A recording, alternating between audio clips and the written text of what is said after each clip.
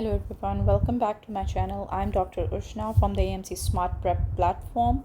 All you need to know about your AMC examination and for focused study based upon the guidelines of the Australian exam pattern, that is therapeutic guidelines and RACGP guidelines, very important for your medicine topics. So I'm going to cover a very important topic that is mostly a favorite topic of AMC. You will see many questions as if you are a chance of doing recalls. So this is known as restless leg syndrome, and there is a very common topic as well, which is periodic limb movement disorder. So what is the difference between the two? What is restless leg syndrome?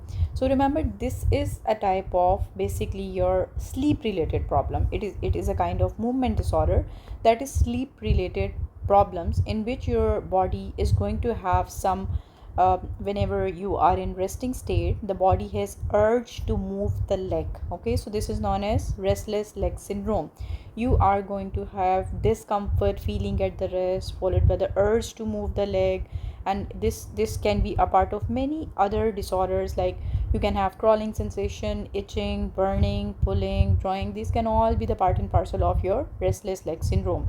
Mostly they give you history of the female patient who have some kind of fatigue history, some psychiatric history plus minus can be there, and there are, you can say, a current like sensation or some kind of twisting sensation of the muscles of the legs at the night. This is very typical history of your restless leg syndrome, and the most important clue is that the symptoms they begin to occur few hours and few minutes after the patient lie down quietly. So this is very common. In evening the symptom is going to happen, and this, when it becomes so severe, it's basically affecting the quality of life of the patient, that can result in the insomnia, that not having the proper sleep, and you, when you are not able to rest properly, you are going to have excessive daytime sleepiness. So these are very common examples of your restless leg syndrome. Now what are the important characteristic like the patient is going to have, like if he is having this symptom, he or she, that patient is going to get some relief from that pain by the typical history that he is going to move the leg, or he is going to stretch the muscles, or using some kind of hot or cold shower. So these symptoms can relieve some kind of symptom of your restless leg syndrome. This is a clinical diagnosis. Mostly we do not need some kind of fancy investigations. Basically this is a clinical diagnosis, but whenever you have make the diagnosis, you have to rule out all the underlying conditions. That includes your idiopathic or secondary causes, and the most important one for your exam they love to ask about is iron deficiency. Remember, iron deficiency is so important in your restless leg syndrome that even your body is not having so much deficient iron content or store, you give iron supplementation and there is going to be remarkable improvement in the symptom of your restless leg syndrome. So iron deficiency, you need to remember that is directly linked with your restless leg syndrome presentation. Then you can have many other features, like you can have this end stage kidney disease, or you can have some kind of neuropathy which is a part of restless leg syndrome, and the patient is presenting with all these features together. Now, what is the difference between your restless leg syndrome and the periodic limb movement disorder? Periodic, as you can say, the word is self-explanatory. Periodic means there is going to be repetitive. Okay, so that patient is not presenting with the restlessness that is typically when the patient is having quiet. In restlessness, you was having itching, burning, some current like sensation, but this patient repetitively he is having some kind of jerk, some kind of twitching with the sleep. This is very much alike with your restless leg syndrome. But remember, when the patient is not able to get the enough sleep, that he or she patient, they are presenting with a daytime sleepiness and fatigue. So this feature is common with both of the disorders, your periodic limb movement as well as your restless leg syndrome. And it's very interesting to know that sometime your periodic limb movement they occur concomitantly with your restless leg syndrome in a same patient. So it can occur in the same patient, or it can occur as an isolated presentation without the involvement of your typical restless leg syndrome. Now, how you are going to diagnose this periodic limb movement disorder? Remember, that was a clinical diagnosis. Your restless leg syndrome was a clinical diagnosis, but for the diagnosis of your periodic limb movement, you need sleep study, which is a polysomnogram. This is the main differentiating feature, that restless leg syndrome is a clinical diagnosis, but you need to have a test which is basically a sleep study in the polysomnogram. Then very important presentation of your restless leg syndrome is the pregnancy. In pregnancy, especially in the third trimester or the last trimester, the patient is having fatigued condition, and the patient is carrying the baby itself, and whatever the condition like anemia or iron deficiency, that is going to be exacerbated in your pregnancy conditions.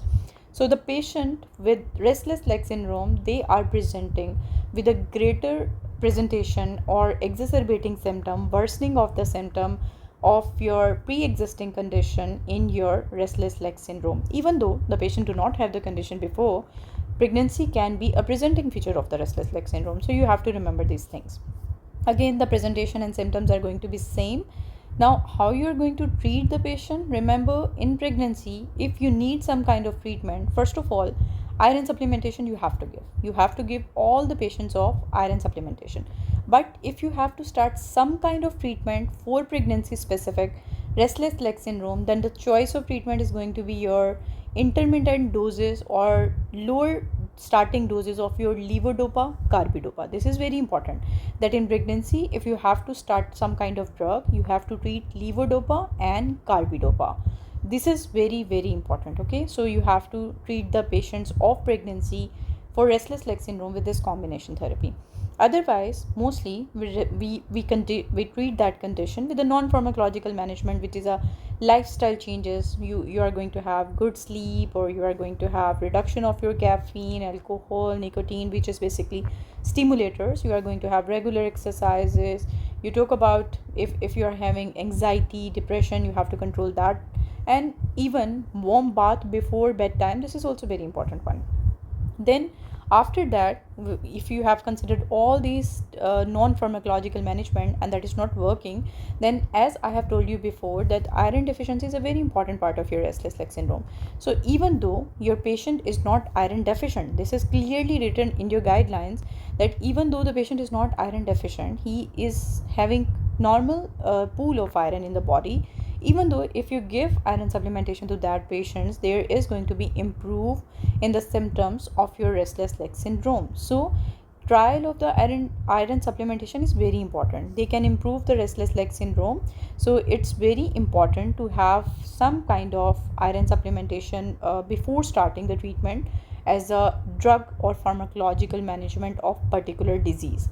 If the patient is not responding to that particular iron supplementation, then you step up, you go to the pharmacological management. That is going to be again your levodopa in combination with your carbidopa. So levodopa can be combined with the benztrazide, or levodopa can be combined with your carbidopa. That is basically your first line pharmacological management apart from the iron. Iron is just a routine supplementation. Before starting any drug, you give a iron trial. But if not responding to non-pharmacological management or iron therapy, then you go for this particular pharmacological management. That is going to be your levodopa benztrazine or levodopa carbidopa regimen. This is very important one. So that's how you are going to control the symptoms of your restless leg syndrome. They have mentioned clearly the guidelines that levodopa benztrazide, or you can use levodopa carbidopa. Interestingly, and that's very luckily, we do not need to remember the doses of the drugs for the AMC, because they just ask you the name. That is important one. They do not ask duration, they do not ask doses, until unless you are talking about a very, very particular disease. Let's say for example of gout. Allopurinol doses is a recall question of your exam. So you need to be particular about certain medications which you need to know in depth, the side effects and the doses. Otherwise, all the doses and duration are not required in exam. That is very good thing for the exam preparation.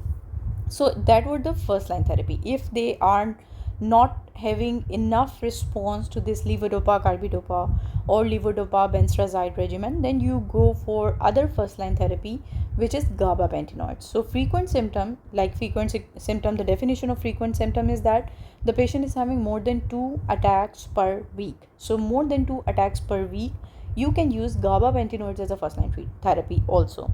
rather than you giving the trial of your levodopa carbidopa or levodopa benztrazide. If the patient is having frequent attacks, straightforward, you can move to the gabapentinoids. So gabapentinoids are your gabapentin, pregabalin. Again, you do not need to remember the doses, just need to remember the names. These are important one. Along with that, the very important clue that if the patient is having this restless leg syndrome, some behavioral adverse effects are there when the patient is using dopamine agonist. So the patient can have pathological gambling, patient can have hypersexuality with your dopamine agonist. So be aware with these side effects. These are very important one. So that was all for your restless leg syndrome, that the patient is having all these features. The patient can have all the like augmentation of symptoms when the patient is taking some symptoms not controlled with the medication. So that is all your restless leg syndrome that you need to remember. If you try to solve the eMedicine question, there are many questions from the restless leg syndrome regarding diagnosis, regarding the first line management, definitive management. So always remember, your iron supplementation is going to be your first line management. Even though the patient is not deficient for the iron, the patient responds excellent to the iron supplementation. So before rushing towards a pharmacological management in the form of your gabapentinoids or in the form of your levodopa carbidopa, levodopa benztrazide, do try a trial of your iron supplementation. That is a take home message. So that's all about your restless leg syndrome. This is a small topic, the important one. If you want me to cover any specific topic for your exam, do let me know in your comments section. I would love to cover that topic. And if you want to join a paid session, I basically cover a whole of your AMC course based upon the therapeutic guidelines and Australian specific guidelines, which are updated one in 2 months duration. Okay, so 2 months duration, you are going to have interactive sessions.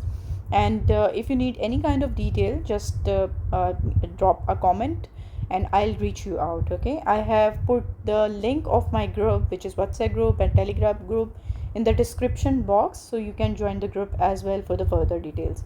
Thank you so much.